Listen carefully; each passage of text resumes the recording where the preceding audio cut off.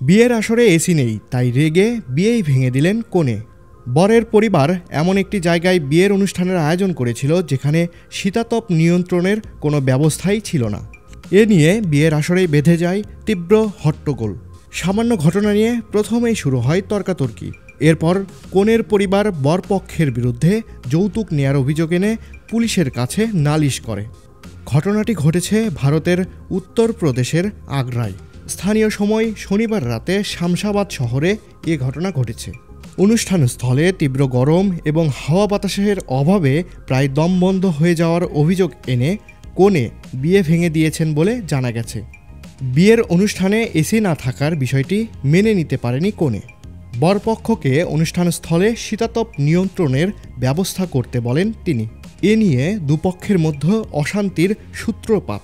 পরিস্থিতি এমন পর্যায়ে পৌঁছায় যে কনে মণ্ডপ ছেড়ে চলে যান। বিয়ে বাতিল করে দেন তিনি।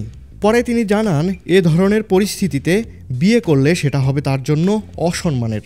কনে ও তার পরিবারের সঙ্গে বরের আত্মীয়রা যে ব্যবহার করেছেন তাতে ভবিষ্যতে তার জীবন নরকে পরিণত হবে বলেও দাবি করেন ওই কনে। পাত্রীপক্ষের অভিযোগ পেয়ে বিয়ের আসরে উপস্থিত হয় পুলিশ।